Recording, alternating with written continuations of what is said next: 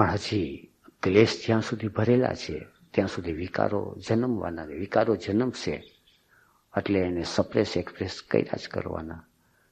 એટલે ક્લેશ જ્યાં સુધી નહીં નીકળે ત્યાં સુધી આ પ્રોસેસ ચાલતું રહેવાની.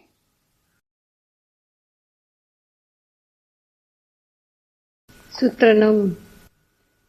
સ્વરસવાહી વિદુષઃ અપી તથા આરૂઢો અભિનિવેશઃ.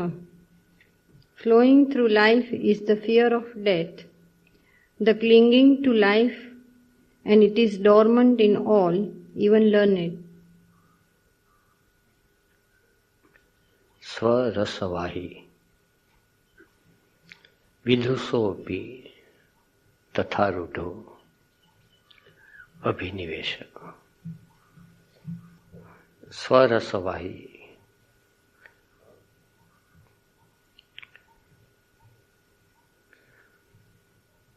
પોતાની મેળે અંદરથી પ્રગટ થતું સેલ્ફ પરપેચ્યુએટી. વિદુષો અપી, વિદુષો એટલે વિદ્વાન, જાણકાર પંડિત. તથા રૂઢો એના ઉપર પણ જે સવાર થઈ જાય છે, જે ક્લેશ વળગેલો છે એ ક્લેશનું નામ અભિનિવેશ. અભિનિવેશ એટલે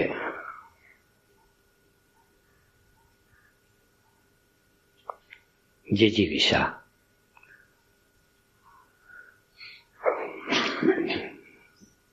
જીવન પ્રત્યેનો મોહ અને મૃત્યુનો ભય. આપણી સ્થિતિ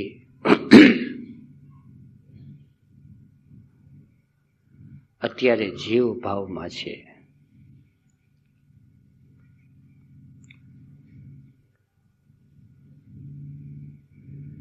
જીવ ભાવમાં છે એટલે જીવને જે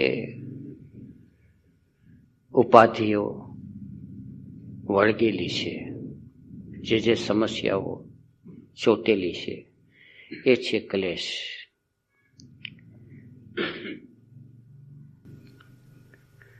આ ક્લેશમાંથી મુક્ત થવાય અને આત્મભાવમાં પ્રતિષ્ઠિત થવાય એ પ્રક્રિયાનું નામ જીવન છે. જીવનનો અર્થ જીવને જગાડવાની પ્રક્રિયા. પણ વ્યવહારિક રીતે આપણે જેને જીવન કહીએ છીએ એ જીવન નથી, એ તો શરીરને જન્મવાનું, શરીરને પોષવાનું અને શરીર ગુજરી જવાનું. પશુ પક્ષી છે એને જીવનનો બોધ નથી. પ્રાણ ટકાવી રાખવું એને આપણે જીવન કહેવા માંડ્યા, પણ જીવનનો સંબંધ છે જીવની સાથે. જીવની પહેલે પાર જીવ જાગી જાય અને આત્મતત્વ થયો એટલે આપણે એને જીવનો શિવ થયો એમ કે. ત્યાં તો એક શાશ્વતતા છે, ઇટર્નિટી. એ પ્રદેશ જ જુદો છે. જુદો પ્રદેશ એટલે અહીંથી ક્યાંય દૂર નથી, અહીં ને અહીં જ, પણ અતિશય ગહેરાઈમાં, અતિશય ગહેરાઈમાં. અત્યારે આપણે સપાટી ઉપર, અને સપાટી ઉપર આ બધા તોફાનો ચાલ્યા કરે છે. હવે જે શાશ્વતતામાં જવાને માટે જે બાધાઓ આડી પડેલી છે એ બાધામાં સૌથી મોટી બાધા છે એ અજ્ઞાનતાની. અજ્ઞાન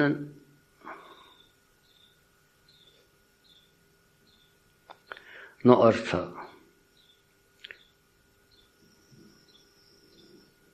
કંઈ સમજાતું નથી, કંઈ જણાતું નથી. અને અભાનતા, અભાનતાનો અર્થ કંઈ દેખાતું નથી. આપણું સ્થૂળ શરીર છે, એ સ્થૂળ શરીરમાં જે આંખ છે એ જોઈ શકે છે. એ ક્યારે જોઈ શકે છે? તો પ્રકાશ છે તો દેખાય છે. રાતના અંધારું થઈ જાય એટલે દેખાતું બંધ થઈ જાય. ગાઢ અંધકારમાં પણ આપણે જો ચાલવું હોય તો પગ છે એ સ્પર્શેન્દ્રિય દ્વારા જોઈ શકે. ખાડો છે, ટેકરું છે, ત્યારે જોવાની ક્ષમતા છે એ સ્પર્શેન્દ્રિયમાં આવી ગઈ. અંધ માણસો છે એ સ્પર્શ દ્વારા બધું જોઈ શકે. પણ છતાં જોવાની ક્ષમતા, આ જે જોવાની ક્ષમતા છે એ સ્થૂળ શરીરમાં આંખ દ્વારા છે, પણ પ્રકાશને અભાવે જોઈ ન શકે. છતાં પણ પ્રકાશ ગમે તેટલો હોય, માણસ બેભાન થઈ જાય તોય જોઈ નહીં શકે. અને છતાં માણસ આપણે કહે કે બેભાન નથી, પ્રકાશે છે, અને છતાં માણસ જોતો નથી. આપણે સવારથી સાંજ સુધી આંખ ઉઘાડી હોય છે, છતાં આપણે જોઈએ છીએ કેટલું? ક્યારેક ક્યારેક આંખનો ઉપયોગ કરીએ છીએ, બાકી આંખનો ઉપયોગ કરતા નથી. આંખ ઉઘાડી હોય તો ઉઘાડી આંખ હોવા છતાં આપણે નથી જોતા કે નથી જોઈ શકતા. તો એનું કારણ છે અંદર કંઈક બેહોશી પડી છે. આ જે બેહોશી છે એ છે અવિદ્યા. આંખ ઉઘાડી છતાં દેખાતું નથી. એટલું જ નહીં, પણ પછી તો અંદરની આંખ પણ છે. આપણે અંદર છે, આપણા અંદર શું શું પડ્યું છે એ પણ જોઈ શકીએ છીએ. બહાર તો આંખ ઉઘાડી હોય અને કોક આપણને ધક્કો મારે અને કહે કે સામે ઝાડ છે, સામે સૂર્ય છે, ચાંદની છે, જો તો કેવી ખીલી છે. ત્યારે આપણે જોઈએ છીએ. અચાનક કોક આપણને કહે ત્યારે ભાન આવે. પણ અંદરમાં આપણું ભાન કોણ જગાડે? અંદર બેહોશી પડેલી છે. તો અંદરમાં જે ભાન જગાડે છે એને આપણે ગુરુ કહે છે. ગુરુ એટલે અંધકાર દૂર કરનાર. અંદર હવે આંખ જોવા માંડી, ત્યારે અંદર જ્યારે આંખ જોવા માંડે છે ખરેખર, ત્યારે અવિદ્યા થોડી થોડી દૂર થતી જાય. પણ અવિદ્યાનું ક્ષેત્ર છે એ બહુ વિશાળ છે. કારણ કે જ્યાં સુધી એનલાઇટનમેન્ટની ઘટના ઘટતી નથી ત્યાં સુધી અવિદ્યા ચાલુ છે. જ્યાં સુધી હું છે, ઓશોનું એક અતિશય પ્રખ્યાત વાક્ય છે, મય કો મુક્તિ નહીં, મય સે મુક્તિ. આપણે હંમેશા મારે કંઈક જાણવું છે, મારે કંઈક સમજવું છે, મારે આ કરવું છે, મારે આ કરવું છે. હું આમ હવે નહીં થઈ, હવે હું આ જાજુ સહન ન કરી શકું, મારે જ્ઞાન પ્રાપ્ત કરવું છે. પણ આ જ્યારે સ્ટેટમેન્ટ આપે ત્યારે એને ખ્યાલ નથી કે બેહોશી કેટલી પ્રગાઢ છે. મારે એમાં જ્યારે હું ઉપર જોર આવે છે એ અસ્મિતાનો ક્લેશ છે. એ ઓગળી જવું જોઈએ, પણ એ પહેલા દેખાવું જોઈએ કે મારે મેળવવાનું નથી, હું જ્યાં સુધી છું ત્યાં સુધી એ વસ્તુ મળશે નહીં.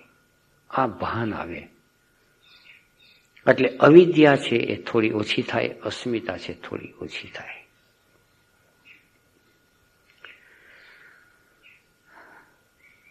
અંદર જેમ જેમ જેમ જેમ ભાન આવતું જાય એમ અંદર પ્રકાશ વધતો જાય. એ પ્રકાશ છે એ ચૈતન્યનો પ્રકાશ છે. એ પ્રકાશ છે એ આ સામે સૂર્યની લાઈટ દેખાય છે એવો પ્રકાશ નથી, પણ જેના માધ્યમ દ્વારા આપણે બધું જોઈ શકીએ છીએ. અંદર વિચાર ઉઠ્યો અને ખબર પડી, અંદર વૃત્તિ ઉઠી અને ખબર પડી. આ ખબર પડી એટલે કોકની હાજરી છે, કોઈ તત્વની હાજરી છે ત્યારે અંદર ખબર પડી. એ જે તત્વ છે એ તત્વ છે એ દ્રગ શક્તિ. પણ દ્રગ શક્તિ દર્શન શક્તિ સાથે એક રસ થઈ ગઈ અને એમાંથી અસ્મિતા જન્મી. તો બેહોશીમાંથી જન્મેલો અહંકાર, અવિદ્યામાંથી અસ્મિતા, અને અહંકારને ગમતું ને ન ગમતું એ બધા વિષયો, એમાંથી જન્મેલા રાગ દ્વેષ. અને હવે જે આવે છે બહુ જ ગહેરો જે ક્લેશ છે અને બહુ જ સર્વવ્યાપી ક્લેશ છે, અને એ ક્લેશ છે અભિનિવેશ. અભિનિવેશ શું બોલ? એમ કીધું ને કે હુંથી મુક્તિ ના અહંકાર નું થઈ ગયું ને, હા મારે જાણવું છે, તો એ કેવી રીતે પ્રગટ થાય એમ? મારે જાણવું છે તો કેવી રીતે પ્રગટ થાય? એટલે એટલે એટલે તમારે અહંકાર નીકળી જાય તો એ કેવી રીતે પ્રગટ થાય? જાણવી ક્યારે ખબર પડે કે આ અહંકાર નીકળ્યા વગરનું આપણું જાણવાની એની ઈચ્છા છે એમ? અહંકાર વગર હજી પ્રશ્ન હું નથી સમજતો હજી ફરીથી. અહંકારને જાણવું છે, હા હા પણ જો અહંકાર જ નીકળી ગયો અને જાણવાનું થાય છે, હા હા એ બે વચ્ચેનો ફરક કેવી એ રીતે? ફરક જોઈશે. અચ્છા અને ભેગું ઈ પૂછી લો, મને ઈ થયું કે વચ્ચે બ્રહ્મવેદાંતજી બોલ્યા કે અહંકાર ના અવિદ્યા અને અસ્મિતા ઈ બે ધીરે ધીરે ઓછા થતા, એટલે ધીરે ધીરે ઓછા થઈ શકે. હા થઈ ગઈ. થઈ શકે. મારો આગ્રહ, મારી માન્યતા, તમે માનો કે એક આગ્રહ ઉપર કામ કર્યું તો એ ઘટી ગયું. એટલે જેટલા જેટલા અંશ ઉપર જે જે પ્રગટ થઈ રહ્યું છે એના ઉપર તમે કામ કરતા જાઓ તો થઈ જાય. અત્યારે આપણને જ્ઞાન કેવી રીતે થાય છે? પેલા આપણને અત્યારે જ્ઞાન કેવી રીતે થાય છે? આપણને જે જ્ઞાન થાય છે એ કેવી રીતે થાય છે? જાણવાની ઈચ્છા ઉપર. એટલે આપણે એમ સમજી કે આપણને અત્યારે જ્ઞાન, માનો કે ઇમ્પ્રેશન અંદર આવી, આપણને અત્યારે જે જ્ઞાન થાય છે, હવે ઇમ્પ્રેશનમાં એમ કહેવામાં આને ચંપલ કહેવાય, આને સોફો કહેવાય, આને મમ્મી કહેવાય, આને પપ્પા કહેવાય, આને આ કહેવાય, આને. એટલે ઇન્ફોર્મેશન એટલે એક ફેક્ટ હોય છે, કોઈ પણ વસ્તુની ફેક્ચ્યુઅલ વસ્તુ હોય છે, અને એ ફેક્ચ્યુઅલ વસ્તુનું નામકરણ કરવામાં આવે, અને આ નામકરણને આપણે જાણી છીએ એને આપણે જ્ઞાન કહીએ છીએ. આને આ કહેવાય, આને આ કહેવાય, આને આ કહેવાય, આને આનો અર્થ આમ થાય, આનો અર્થ આમ થાય, બધી વસ્તુ. એટલે ઇન્ફોર્મેશન અંદર જાય છે અને ઇન્ફોર્મેશન છે એને ખબર પડે છે. જે ખબર આપણને પડે છે, જે માહિતી, જે પ્રકારની, જેટલા પ્રકારની માહિતી હોય એને આપણે જ્ઞાન કહીએ છીએ. અત્યારે આપણે જે જ્ઞાન કહીએ છીએ, જેટલી ઇન્ફોર્મેશન જેની આગળ વધારે હોય એને આપણે એમ કે આ જ્ઞાની લોકો છે એમ. ઇન્ફોર્મેશન. હવે આપણી અંદર એક એસેન્શિયલ સેલ્ફ છે,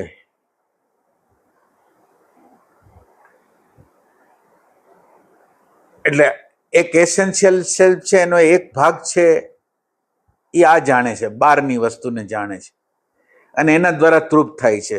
પણ અંદરનો એક કોર વિભાગ છે, અંદરનો એક કોર વિભાગ છે કે જેને આના દ્વારા સંતોષ નથી થતો, એને રિયલ શાંતિ જોઈ છે, રિયલ આનંદ જોઈ છે, રિયલ પ્રેમ જોઈ છે, રિયલ જ્ઞાન જોઈ છે, રિયલ પ્રજ્ઞા જોઈ છે.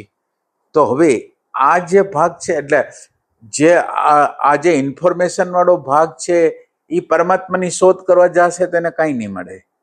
પણ આપણી અંદરનો એસેન્શિયલ જે સેલ્ફ છે, જીવાત્મા છે, એને શાંતિને, પ્રજ્ઞાને, પ્રેમને પ્રગટ કરવાની ઝંખનાવાળો જે વિભાગ છે ને, એ ઈચ્છા કરે છે જ્ઞાનની, ત્યારે એની આખી પ્રોસિજર અલગ થાય છે. આ જ્ઞાનની અંદર કેવું થાય છે કે સ્મૃતિનો જથ્થો વધતો જાય છે, જથ્થે, અને આની અંદર સ્મૃતિના જે જથ્થા છે ને એ ઘટતા જાય છે. સ્મૃતિના જથ્થા છે અને ડાયરેક્ટ રીતે જોવાનું બને છે, એને ઇન્ફોર્મેશન નહીં. એટલે આપણી અંદર જે હાજર થાય છે ને એને કોઈની જરૂર નથી, પોતાનું સ્વયં જ્ઞાન છે, સ્વયં જ્ઞાન. એટલે હવે આ જે જ્ઞાન, આ જે આપણું એસેન્શિયલ સેલ્ફ જે જ્ઞાન કરવા માગે છે ને, એ જ્ઞાનને આપણે એને ભાન કહી છીએ. જ્ઞાન નથી, ખાલી જ્ઞાન નથી, એ ભાન છે. એટલે હવે તમે જેવા હાજર થયા તો તમને દેખાણો રાગ, તમને દેખાણો દ્વેષ.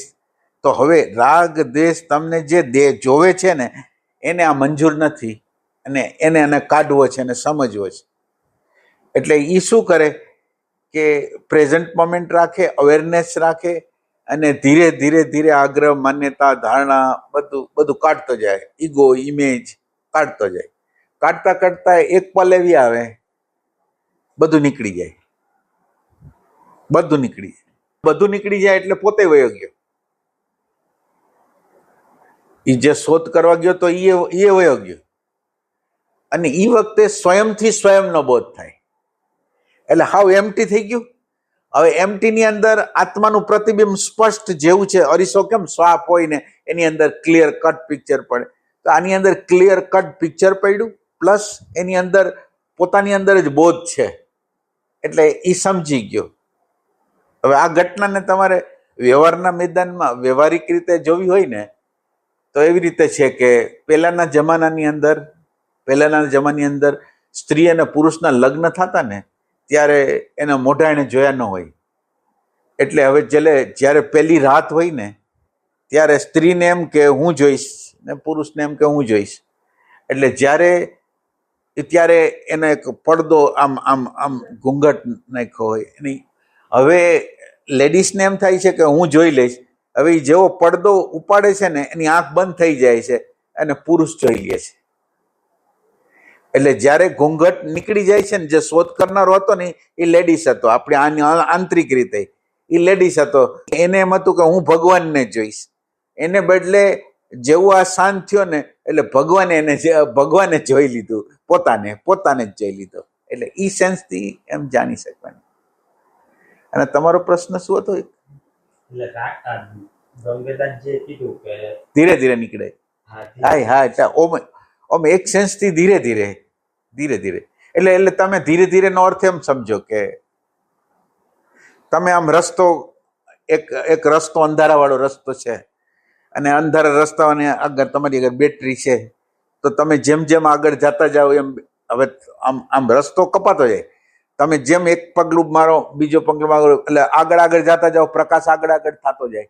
એ પ્રકાશની અંદર તમને દેખાતું જાય, અને ખાડા ખબડા કે જે હોય એને કાપતા જાવ ને તમે કેમ પહોંચી જાવ રસ્તા પર. એ ટાઈપનું. એટલે ભાઈ ભાન વધે તો દેખાય છે વધારે તો સમજાય. હા, પણ અવિદ્યા એટલે હું આ છું એ તો કેટલું દૂર પડ્યું છે.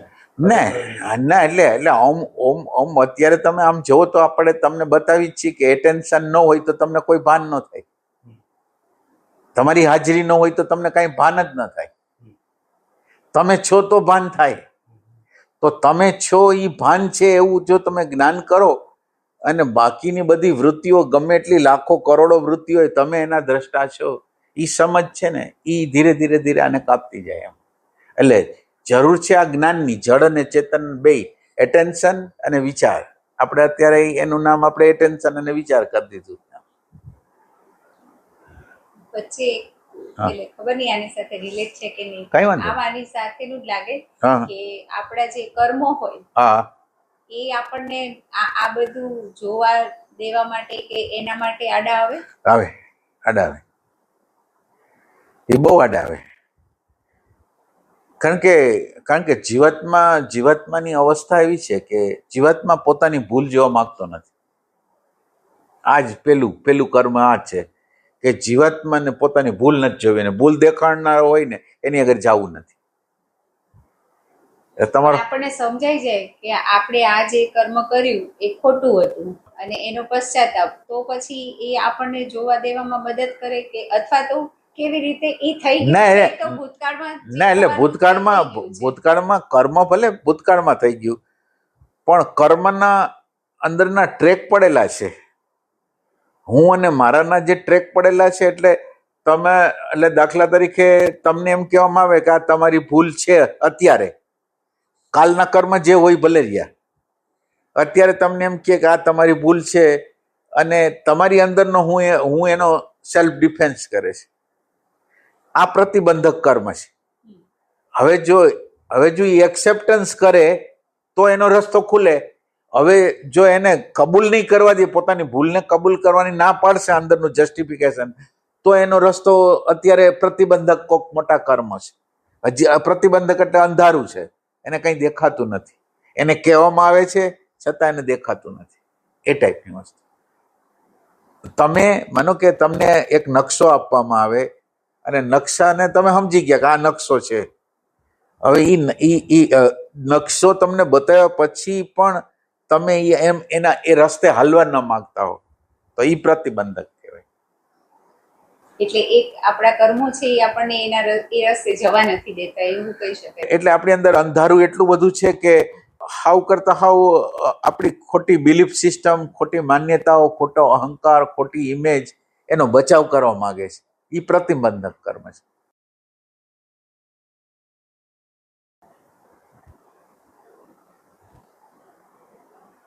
એટલે જૂના કર્મો ગમે એટલા ખરાબ, ગમે એટલા એમ નહીં. અત્યારે હું તમને એમ કહું કે તમે, એટલે તમારે અનુમાન નથી કરવાનું. હું તમને જે અત્યારે કહું છું એ તમે પ્રેક્ટિકલ કરો તો તમારે, હવે તમે દાખલા તરીકે તમારી હાજરી અંદર થાય, હાજરી હોય તો તમે મને જોઈ શકો, તમારા અંદરના વિચારને જોઈ શકો, બહારની વસ્તુને જોઈ શકો, અંદરની વસ્તુને જો. અચ્છા, તમે ગેરહાજર છો અને વિચાર હાજર છે, તો તમને અત્યારે શું થઈ રહ્યું છે, કેમ થઈ રહ્યું છે એની કાંઈ ખબર ન પડે, વિચાર તમને દોરી જાય. હવે હું તમને એમ કહું છું, તમે એટેન્શન છો, વિચાર તમારાથી જુદા છે, આ હું તમને જ્ઞાન આપું છું. હવે પછી હું તમને ભૂલ બતાવું છું તો તમે એમ કહો ના એ મારી ભૂલ નથી. એટલે તમે વિચાર છે એનું સંરક્ષણ કરો છો અને આત્માને ગુમાવો છો. આ પ્રતિબંધ છે. એમ એ રીતે. એટલે ભાઈ જેસલ તોરલ નું કે છે, એટલે જેસલ તોરલ ની સામે પોતાના એક જે કઈ ખરાબ કર્મો છે એ બધા કબૂલે છે, એટલે એના કર્મોનું પછી ધીમે ધીમે વિઘટન થઈને એ રીતની જ પ્રક્રિયા થઈ. ના, એટલે એને તમે એને સ્થૂલ માનો, એક સેન્સથી એને સ્થૂલ માનો કે એને એની અંદર જે પડેલું હતું એને કોક જાગ્રતા વ્યક્ત કરી દીધું. એમ આપણી અંદર પડેલું છે એ આપણી અંદરના જાગ્રતારે આપણે ખોલી દેવાનું છે. આટલી વસ્તુ મારામાં આવ્યા, આ ભૂલ છે, આ ભૂલ છે, આ ભૂલ છે, આ ભૂલ છે. એટલે તમે જયારે તમારી આગળ પ્રકાશ આવશે ને, એટલે તમને લાગશે કે આ ભૂલ છે, આ ભૂલ છે, આ ભૂલ છે. એટલે તમે એની યારે કબૂલાત કરતા જાશો. અત્યારે આપણને દેખાય તો એક્સેપ્ટ ન કરી, એ ટાઈપની વસ્તુ. એટલે એમ જ છે, પોતાની અંદરની બધી વસ્તુને માનો કે એ વ્યક્તિને દેખાતું ન હોત, જેસલને દેખાતું ન હોત તો એ કેવી રીતે કબૂલ કરે? એટલે કબૂલ કરવા માટે પેલા દેખાવું તો જોઈએ કે આ મારી આટલી મિસ્ટેકો છે, એમ એ રીતે. એટલે તો એ દેખાય એટલે એનું વિઘટન તો થાય જ છે. દેખાય તો એટલે જેમ દેખાતું જાય એમ પછી રસ્તો ના દેખાય એટલે દેખાય એટલે શું થાય તમને કહું. દેખાય એટલે પેલો ખટકો લાગે. માનો કે તમને એમ થાય કે માનો કે મને કોક કહે છે કે તમે આવા છો અને હું એવો જ છું અને મને અંદર દલીલ કરવાનું મન થાય. તો દલીલ કરવાનું મન થાય તો હું આ રસ્તામાં હાલી નહીં શકું.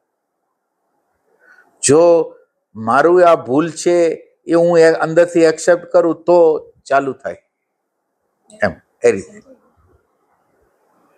આવા કેસમાં જેને દલીલ કરવાનું એક શું કહેવાય કેરેક્ટરિસ્ટિક બની ગયું છે અને શાયદ કોઈ ક્ષણમાં એમ લાગતું પણ હોય કે હા ભૂલ તો હે નહીં, આવું તો મેં કર્યું છે, પણ છતાંય આપણું એ પોતાનું ઇમેજ હોય કે ના હું તો આટલું બધું પણ કરું છું તો મારામાં આના વિશે એવું કઈ ખરાબ તો છે જ નહીં. હા હા. તો આવા કેસમાં ક્યારેક રિયલ એનું શું કહેવાય સ્વનિરીક્ષણ થવાનું પોસિબલ છે? ના, નથી પોસિબલ. ના, એટલે એ જ પ્રતિબંધ છે અત્યારે. એ પ્રતિબંધ છે એટલે પ્રતિબંધની અંદર શું હોય કે આમ આંશિક રીતે એમ સ્વીકારે કે મારી ભૂલ છે, અને આ આંશિક રીતે સ્વીકાર્યા પછી હું કેટલું બરાબર છું એના બધા ડેટા એને ઘેરી લે, એ ટાઈપની વસ્તુ. એટલે તમે જે ફોલ્સ પર્સનાલિટીની વાત હા કરતા હા હા. એટલે આખી માનવજાતની આમ આમ હાલત તો આખી માનવજાતની આવે છે. લર્નિંગ સંપૂર્ણ બંધ છે. બધા લોકો કોઈક આસ્તિક હોય, કોઈ નાસ્તિક હોય, કોઈ એમ કે અમારો ધર્મ સાચો, કોઈ કે અમારો ધર્મ સાચો. એ દલીલ કરતા પહેલા આ બધી દલીલો કરતા પહેલા તો આપણું સ્થાન ક્યાં છે એ જવું પડે. એટલે આ દલીલ કરનારા આગળ તો ઇન્ફોર્મેશનનો ડિપાર્ટમેન્ટ હોય છે, અને ઇન્ફોર્મેશનનો ડિપાર્ટમેન્ટ તો જડ હોય છે, બિલીફ સિસ્ટમથી ઘેરાયેલો હોય છે. તો પહેલા તો એ સમજવાની જરૂર છે કોઈ ધર્મ, સંપ્રદાય, ગુરુ, માન્યતા આ બધા દ્વારા આપણે પ્રતિબદ્ધ થયેલા છીએ, ઘેરાયેલા છીએ, સંકોચાઈ ગયા છીએ. આપણે કેવી રીતે સંકોચાઈ ગયા છીએ એની ખબર પડે ને આપણી અંદર આ ડેટા અને ડેટાનો પ્રકાશ કરનાર બે જીવન તત્વ છે. આને તમે ભગવાન કયો, ખુદા કયો, ગમે દેવી દેવતા કયો, એ આ છે, બીજું કોઈ નથી.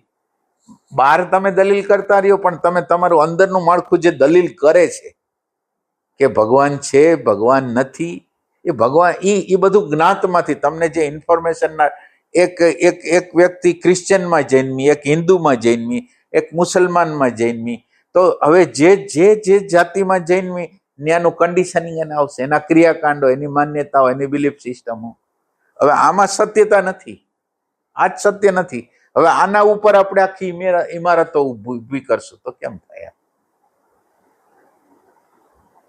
હિપ્નોટાઇઝ વ્યક્તિ છે અને એ હિપ્નોટાઇઝ વ્યક્તિ દલીલ કરે છે. હવે તો એનો જે ગાંડો વ્યક્તિ છે એ દલીલ કરે છે. કોણ દલીલ કરે છે, ક્યાંથી આ ડેટાઓ ક્યાંથી લઈને દલીલ કરે છે, અને કોણે હિપ્નોટાઇઝ કરી કે ખબર જ નથી. આમ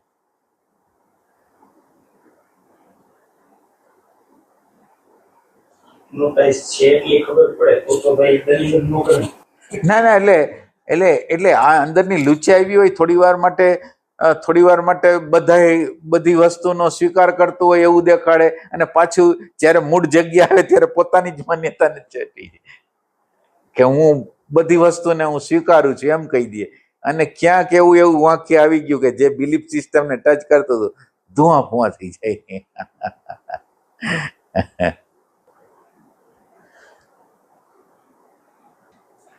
આપણે કઈ આમ તમારી યાર ડાયલોગ થતો હોય એમાં એવી વાત થઈ છે તમે ટાઈમનું નિર્માણ કરશો ને એટલે સુધરશો જ નહીં ક્યારે. અને આપણે અહીંયા આમ ધીરે ધીરે અને એક બાજુથી આપણે હાઈ પાડીએ છીએ. એ સરસ, એટલે ઓમ ઈ સરસ પ્રશ્ન કર્યો. એટલે ધીરેનો અર્થ સમજવા જેવો છે. એટલે પ્રશ્નનું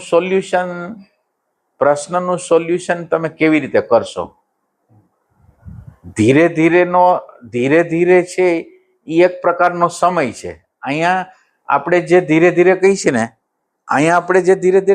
ને ત્યાં સમય નથી. એટલે ખાલી બોલવું પડે. હા, પ્રોસેસ છે. ના હજી ના, હું સમજાવું હજી. એટલે બે જણા એમ કે છે ધીરે ધીરે થાય છે, એટલે એક સાચી રીતે ધીરે ધીરે થાય છે એમ કે છે, એક ખોટી રીતે ધીરે ધીરે, એટલે વર્ષો લગીને સાધના કરે એનું પરિણામ ના આવે. તો એમાં રસ્તો ક્યાંય કપાતો જ નથી.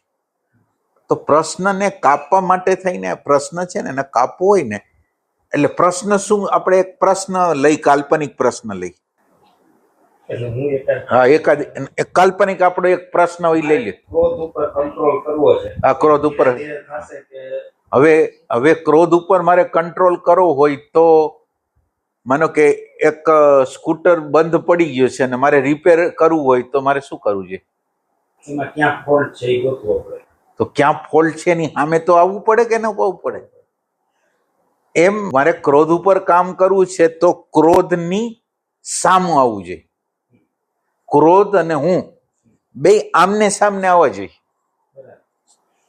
આપણા ધાર્મિક લોકો જે છે ને એ લોકો આની આમને સામને નથી આવતા ને ધીરે ધીરે કહે છે. એટલે દાખલા તરીકે અત્યારે ક્રોધ આવી ગયો અને ક્રોધની સામે મારું હોવાપણું, મારું એટેન્શન એને આપું છું તો પ્રશ્નનું સોલ્યુશન, જે પ્રશ્ન ઉપર તમારું એટેન્શન આપશો એ પ્રશ્નનું સોલ્યુશન થશે. હવે આ બધા લોકો તો એમ કહે છે અત્યારે પ્રશ્ન આવ્યો ને એની સામું જોતા નથી અને એ વિચારે છે કે આપણે ધીરે ધીરે ક્રોધને, લોભને, ઘૃણાને જીતી જશું. અત્યારે જે ક્રોધ, જે રાગ, જે દ્વેષ મારી સામે પ્રગટ થયો છે એની સામે જોતા નથી ને. એટલે આ હું જે કહું છું ને એનું ઓબ્ઝર્વેશન તમે પોતે કરજો. તમે પોતે જ્યારે આમ જનરલ બાબતો તમને માનો કે કંઈક થયું ને કે અરે રે આ તો આપણે તો આટલી સાધના કરી પણ આ તો જો આમ થઈ જાય છે. હવે આમ થઈ જાય છે એમાં તમે શું કરો છો? વિચાર કરો છો અને તમારું ધ્યાન ક્યાં છે? પ્રશ્ન ઉપર નથી ના. એટલે આ પોઈન્ટને તમે બરાબર યાદ રાખશો ને તો ધીરે ધીરે આ રીતે ધીરે ધીરે નહીં. માનો કે તમારી આગળ એટલી તાકાત છે કે રાગ આવે છે, દ્વેષ આવે છે, એની સામે જોવાનો પ્રયત્ન કરો છો ને તો ત્યાંથી સમય રહિત થાય અને ત્યાંથી ધીરે ધીરે તમારી અંદર પરિવર્તન થાય. એટલે બે વસ્તુ અલગ છે. ધીરે ધીરે જે બધા કહે છે ને એમાં શું થાય? પ્રશ્ન ઉપર ફોકસ નાખતા જાવ ને એટલે પ્રશ્ન ખુલતો જાય, પ્રશ્ન પોતાનું રાજ ખોલતું જાય અને એ રીતે એનો નિકાલ થાય. તમને આમ દેખાઈ ગયું પછી એનો અહંકાર આવી ગયો કે મને દેખાય છે એમ. હા, આવે જ ને. તો એ કઈ કામ ન થયું કહેવાય ને. છતાંય તમને જોવાનો પ્રયત્ન કર્યો તો એટલો તમને ધન્યવાદ. હવે તમારે ફક્ત એટલું કરવાનું છે કે જે અહંકાર આવ્યો એને જોવાનો છે. અહંકાર જે આવ્યો ને એને જોવાનો છે. હવે કઈ વાંધો નહીં. તમે એક પગલું તો ભર્યું, જોવાનું તો પગલું ભર્યું, નાનકડું વિચારને જોવાનું, કઈ વાંધો નહીં. હવે ફસાઈ ક્યાં ગયા? ગર્વ આવ્યો ત્યાં ફસાઈ ગયા ને. તો હવે તમારી અગર પ્રેમ છે તો જેવી રીતે તમે વિચારને જોયો હતો ને એવી રીતે ગર્વને જોવો, અભિમાનને જોવો કે મને વિચાર આવ્યો તો એનાથી જુદા પડી જાઓ. એ ટાઈપની વસ્તુ. ત્યારે ગેમ રમવામાં એટલું બધું ફાસ્ટ ન હોય, સ્લો હોય. એટલે એની અંદર 1 લેવલ, 2 લેવલ, 3 લેવલ એની અંદર હોય છે. તો પેલા લેવલની અંદર એટલું બધું કાંઈ ન હોય. પછી જેમ જેમ તમે લેવલ ક્રોસ કરતા જાઓ ને એમ એની સૂક્ષ્મતા આવતી જાય, સ્પીડ વધતી જાય. એમ આની અંદર એવું જ છે. પહેલા તમે વિચારને જોયો, તમને હાવ ઈઝી લાગ્યું કે વિચાર દેખાઈ ગયો. પણ વિચાર દેખાઈ ગયો ખરો, પણ કંઈ જવાનું નથી. કંઈ રાગ નહીં જાય, દ્વેષ નહીં જાય, ભય નહીં જાય. ખાલી તમને ખબર પડી. અને જો તમારી અંદર પ્રેમ હશે તો એ અણુ પરમાણુને તમે નામંજૂર કરશો કે આમાં જીવવું નથી, રાગમાં જીવવું નથી, દ્વેષમાં જીવવું નથી, ભયમાં જીવવું નથી. તો તમે જોયું એનું પરિણામ એવું કે અણુ પરમાણુનો અનાદર કર્યો. તમારી અંદરના અણુ પરમાણુ સાથે હું સંમતિ નથી એમ તમે કહો તો પછી બીજું સ્ટેપ જે થાય અને એ બેક જવાનું થાય. એમાં આપણા ગમા તરફ આપણે પાછી નજર કરી, પછી ઇમેજ ઉપર નજર કરી, છેલ્લે કોન્શિયસનેસ ઉપર નજર કરી. એમાં એમ બેક જાતું જવાનું છે. પણ એની સૂક્ષ્મતા એવી આવી જાય ને આપણને એમ લાગે કે આપણને ઘણું જ્ઞાન થઈ ગયું, પણ હજી પાછળ જવાનું.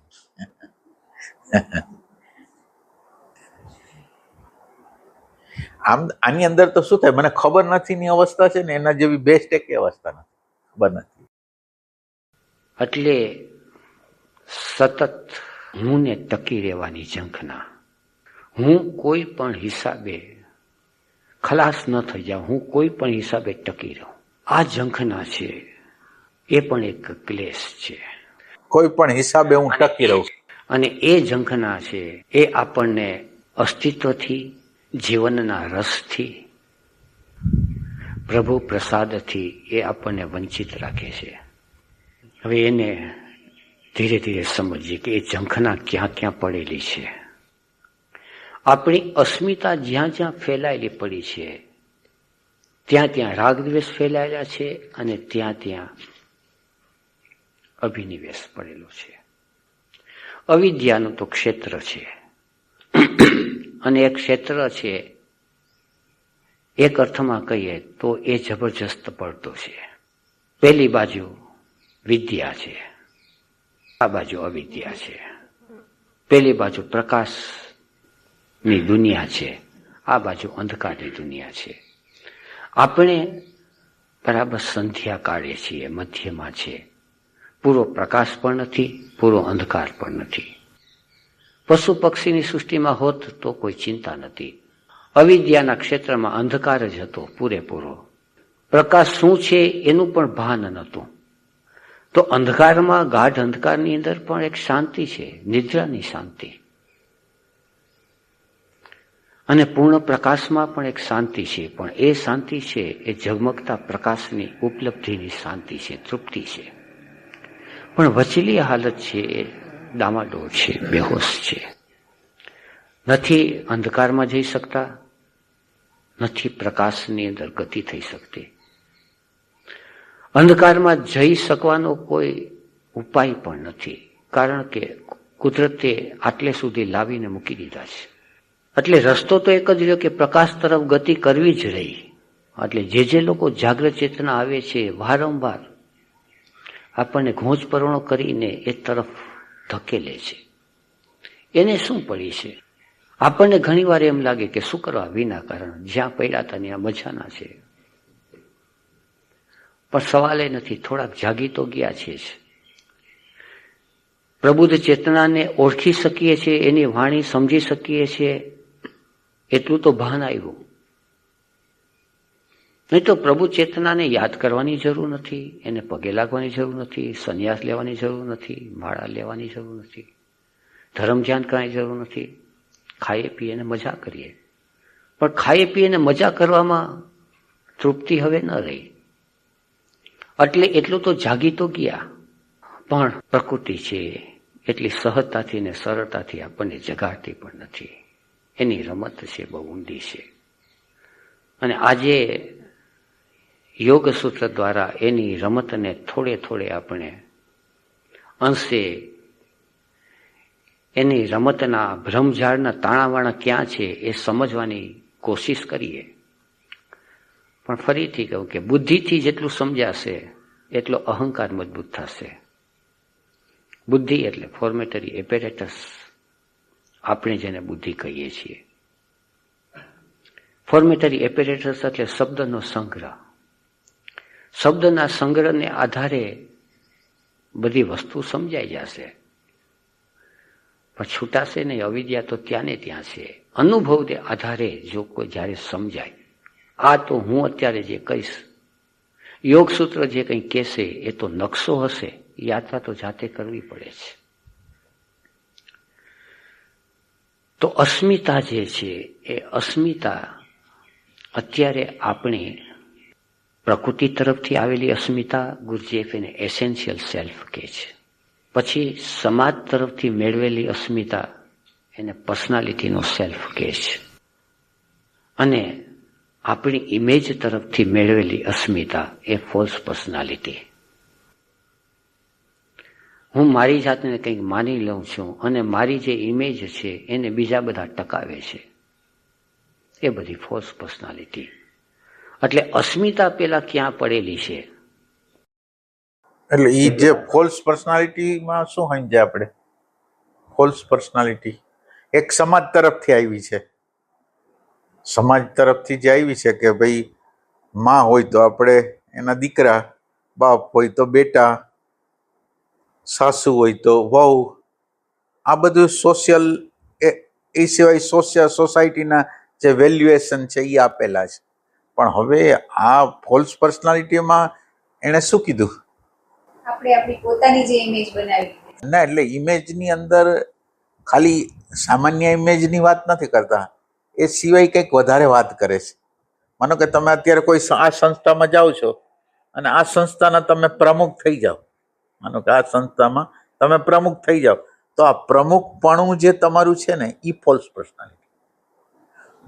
ઓલી ઇમેજ તો છે પણ આ ફોલ્સ પર્સનાલિટી. મારી ઇમેજને જે બહારથી સંમતિ મળે છે એ ફોલ્સ પર્સનાલિટી એવું કંઈ ના, એટલે તમે પ્રમુખ થયા તો બીજા લોકો તમને પ્રમુખ જ માનશે ને, અને તમને સપોર્ટ કરશે, તમને માન આપશે. આપણે કાલે કંઈક વાત કરતા હતા ને કે એક વ્યક્તિ, બે વ્યક્તિ હતી, એક વ્યક્તિને માન આપે છે, એક વ્યક્તિને માન એટલું નથી આપતા. આપણે એમ વાત કરતા હતા ને, શું કામ એને? હે? હા, તો પછી એટલે આ ફોલ્સ પર્સનાલિટીઓ છે. એટલે આપણે જે છીએ એ આ નથી, પણ આપણે એમ માની લીધું કે હું પ્રમુખ છું, કે હું મિનિસ્ટર છું, કે હું ડીએસપી છું, જે હોય તે. એટલે ડીએસપી નું કામ કરો, તમે કામ કરો છો બરાબર, પણ તમે એ નથી.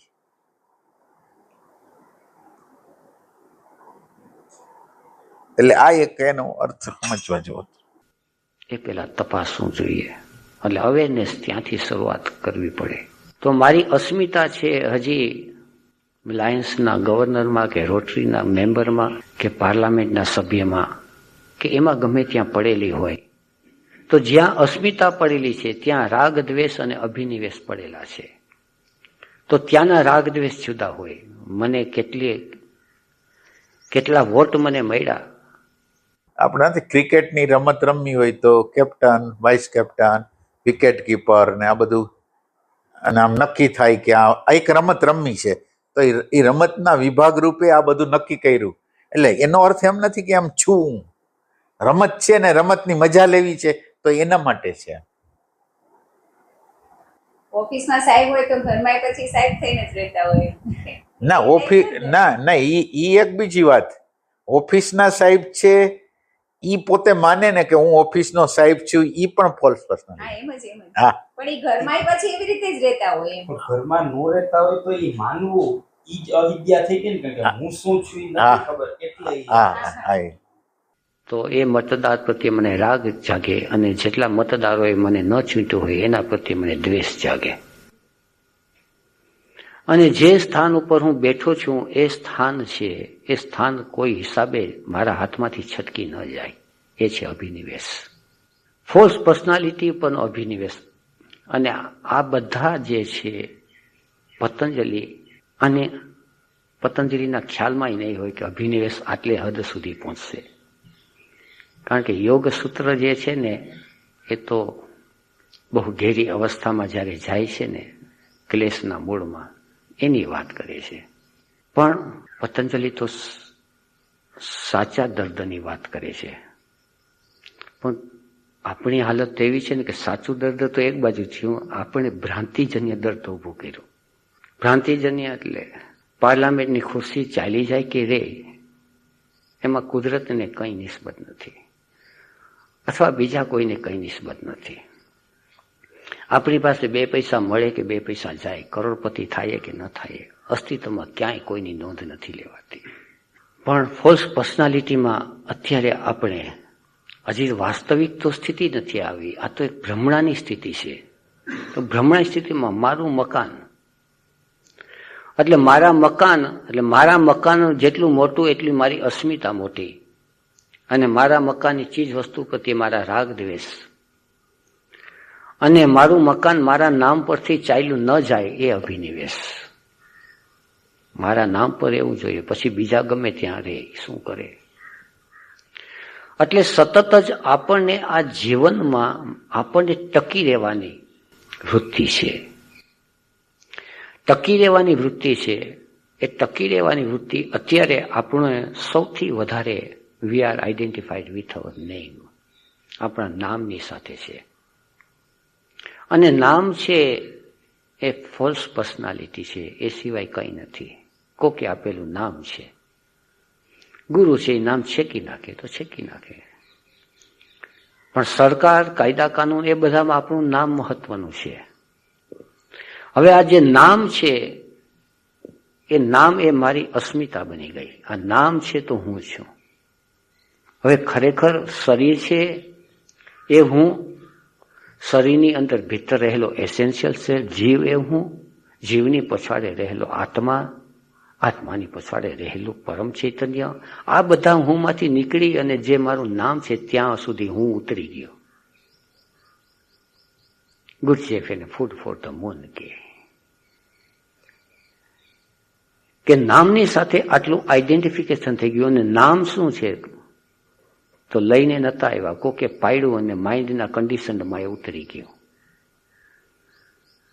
હવે એ નામને આધારે રાગ દ્વેષ થાય. આ નામને આધારે જે મકાન હોય તો એ મકાન પ્રત્યે રાગ, આ નામને આધારે જે બેંક બેલેન્સ હોય તો એ બેંક બેલેન્સ પ્રત્યે રાગ, આ નામને આધારે કોઈ વસ્તુ ન હોય તો એના પ્રત્યે દ્વેષ.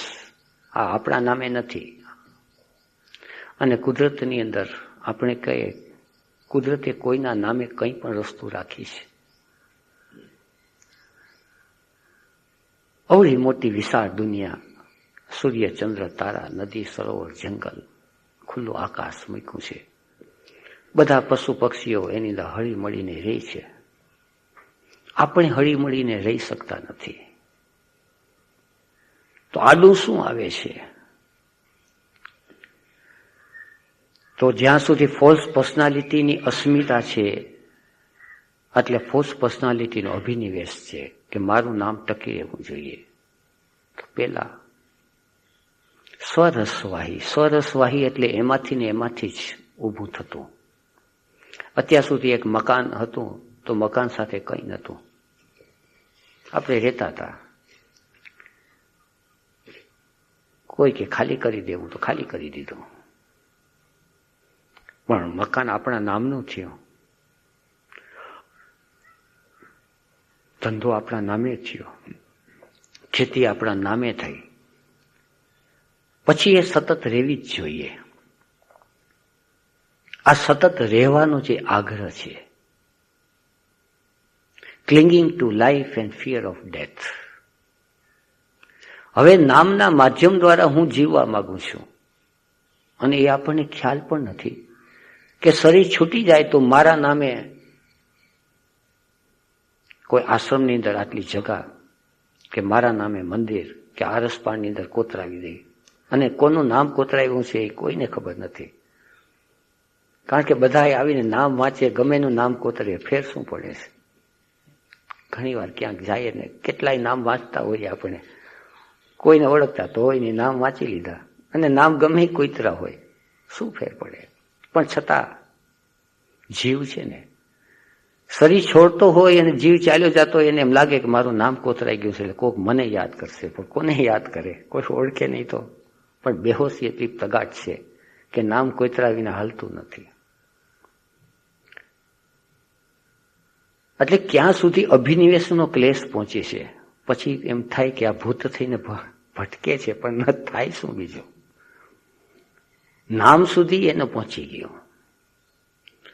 અને જ્યાં જીવ ચોટેલો છે એની આસપાસ એ ઘૂમા કરે. તો આ આખી પ્રક્રિયાને જસ્ટ બી અવેર. જ્યારે અવેર થાય છે આ પ્રક્રિયા પ્રત્યે, એટલે ફોલ્સ પર્સનાલિટીમાંથી પર્સનાલિટીના જગતમાં આવ્યા. પર્સનાલિટીના જગતમાં જ્યારે આવીએ છીએ ત્યારે વાસ્તવિક રીતે સંન્યાસી બન્યા. અત્યાર સુધી તો ભ્રામક વ્યવહારિક જેને કહેતા હતા, હવે ખરા અર્થમાં સંન્યાસી બન્યા. હવે જે કંઈ આપણો પર્સનાલિટીનો સેલ્ફ છે, આપણી પોતાની કંઈક વાસનાઓ, ઈચ્છાઓ, જે કંઈ આપણે જાણ્યું છે, ભેગું કર્યું છે, વાંચ્યું છે, સંબંધો બાંધ્યા છે, હવે એ બધા છે. હવે એ બધામાં આપણી અસ્મિતા છે અને રાગ દ્વેષ છે. આ હું છું અને આ મારું કુટુંબ છે, આ હું છું અને આ મારું સ્થાન છે. પછી એ સ્થાન સંસાર વ્યવહારમાં ન હોય તો કોમ્યુન અને આશ્રમમાં હોય, પણ હું અને મારું તો ત્યાં હોય. હું અને મારું છે. રાગ દ્વેષમાંથી મારું જન્મે છે અને અસ્મિતામાંથી હું જન્મે છે.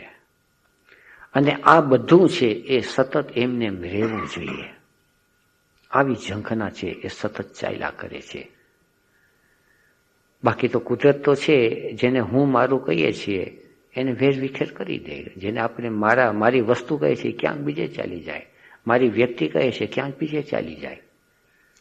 કુદરત તો આ ખેલ કર્યા જ કરે છે. હું મારાને ટકવા નથી દેતો, પણ અંદર એક ઝંખના જાગે છે કે ટકી રહેવું જોઈએ.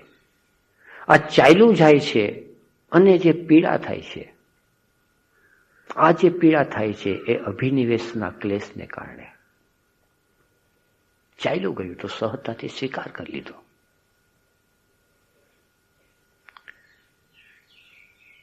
પછી આવે છે એસેન્શિયલ સેલ્ફ. પર્સનાલિટીના સેલ્ફમાંથી જેણે આ શરીર ધારણ કર્યું છે અને જે કંઈક લઈને આવ્યો છે જીવ, પોટેન્શિયાલિટી, હવે આવે છે એના 5 સેન્ટર્સમાં રહેલી potentiality. Instinct centre, moving centre, sex centre, emotion અને થિંકિંગ. દરેક સેન્ટરની અંદર, સેક્સ સેન્ટરની અંદર પોતાની પોટેન્શિયાલિટી હોય, એને પોતાની ડિઝાયર્સ હોય, એને પોતાના ફંક્શનો હોય. પણ એ બધી વસ્તુ છે એ આવે છે અને જાય છે. પણ આવે છે અને જાય છે એ જવી ન જોઈએ. આવે છે તો સદાકાળ ટકી રહેવી જોઈએ. આ જે ઝંખના છે એ છે અભિનિવેશ, એ ક્લેશ છે. ઇન્સ્ટિંક્ટ સેન્ટર છે. ઇન્સ્ટિંક્ટ સેન્ટર છે એટલે 5 ઇન્દ્રિયો છે. એ 5 ઇન્દ્રિયોના વ્યવહાર છે આંખ, કાન, જીભ, સ્વાદ, બધું. જીભ સ્વાદ લે છે. નાનું બાળક હતું, જીભ સ્વાદ લેતું હતું. નાનું બાળક હતું ત્યારે કંઈક જોઈ શકતું હતું, કંઈક નહોતું જોઈ શકતું. હજી આંખ ઉઘડતી આવતી હતી.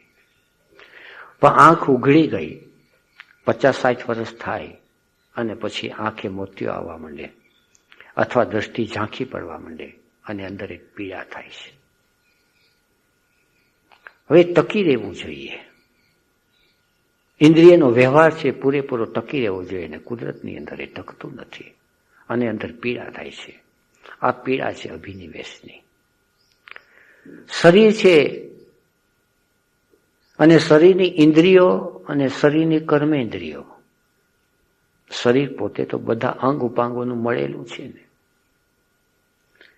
એટલે એમાંથી જે જે વસ્તુ છે ધીરે ધીરે ધીરે ધીરે ધીરે પ્રકૃતિના પરિબળો